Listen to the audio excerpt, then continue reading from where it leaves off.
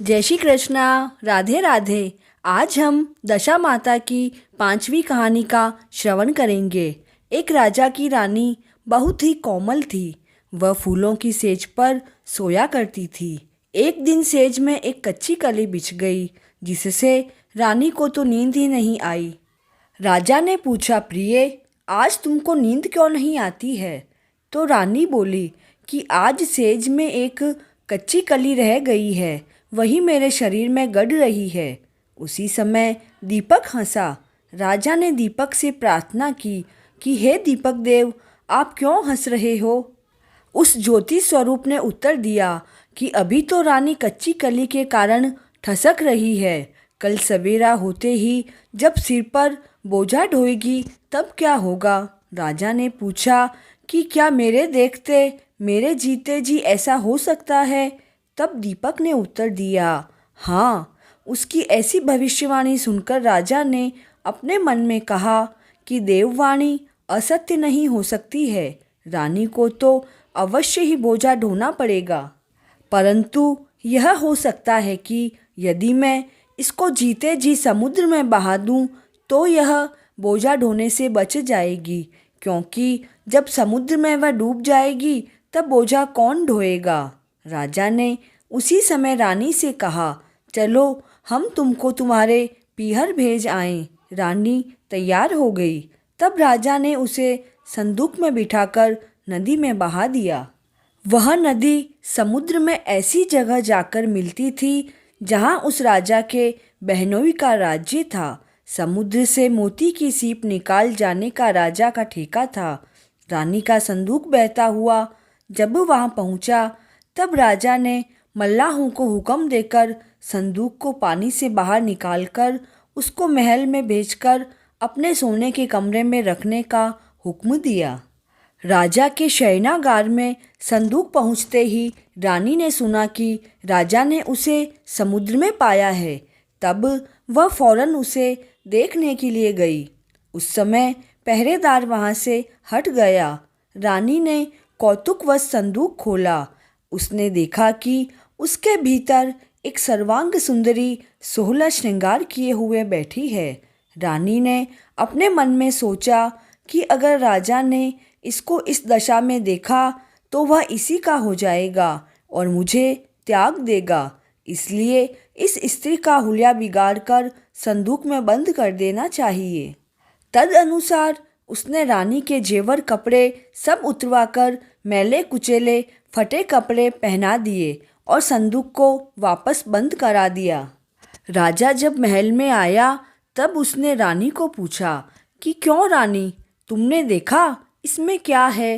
रानी ने जवाब दिया कि मैंने तो कुछ नहीं देखा।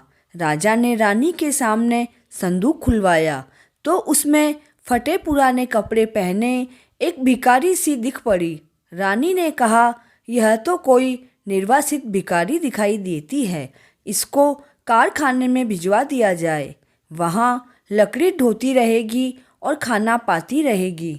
राजा ने रानी के कहे अनुसार उसे कारखाने में भेज दिया। एक दिन रानी की सहेलियां नदी में स्नान करके दशा रानी के डोरे ले रही थी। उनमें एक डोरा अधिक था। वे इसी विचार में थी कि इसे किसको दिया जाए। देवयोग से उसी समय वह लकड़ी वाली रानी वहां जा पहुंची।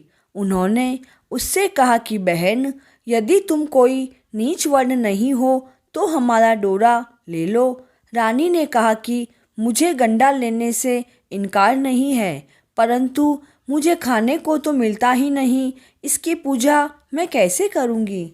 वे बोली कि तुम इसकी चिंता मत करो, हम रोज इस जगह स्नान करने आया करेंगी, 9 दिन तक कथा कहेंगी, तुम भी रोजाना कथा सुन के जाया करना। 10वें दिन पूजा होगी, तब तक दशा रानी चाहेगी तो अवश्य तुम्हारी दशा बदल जाएगी। तब रानी ने श्रद्धापूर्वक दशा माता का डोरा ले लिया। उसी दिन रानी के पति को यह चिंता हुई कि रानी को संदूक में रखकर बहा तो दिया, लेकिन उसका कोई समाचार नहीं मिला कि क्या हुआ।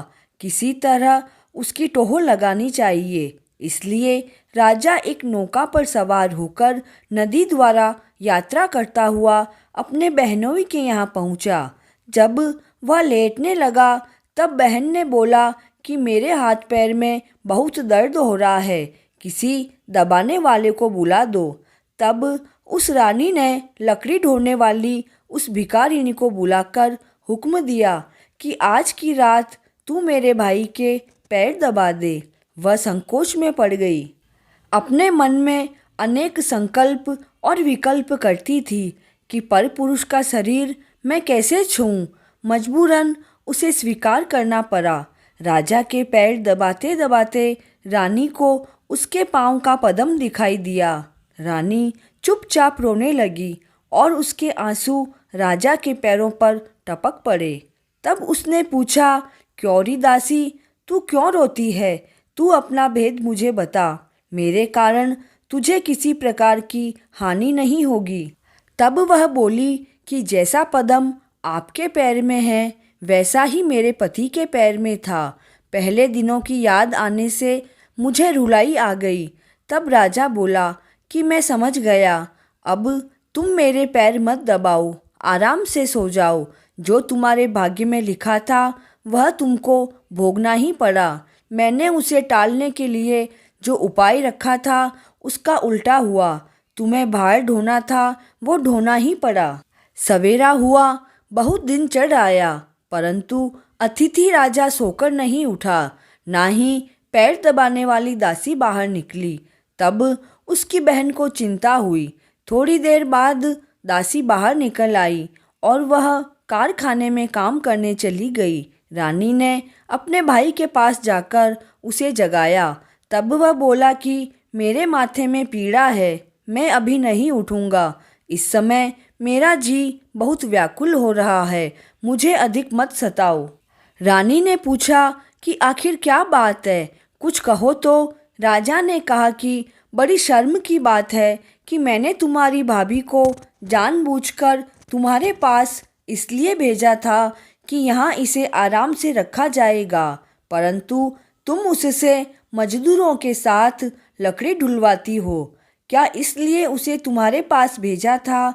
तब बहन बहुत लाचार होकर बोली, भैया यह तो एक संदूक में बंद हुई थी, नदी में बहती आई, हमें क्या पता कि यह मेरी भाभी है। उसने फौरन अपनी दासी को कहा कि उस लकड़ी वाली को चुपचाप मेरे पास बुलाकर लेके आओ। जब वह लकड़ी वाली आई तो उससे भावत से माफ़ी मांगी और थोड़े दिन बहन के पास रहने के बाद वह राजा अपनी रानी के साथ राजधानी लौट आया।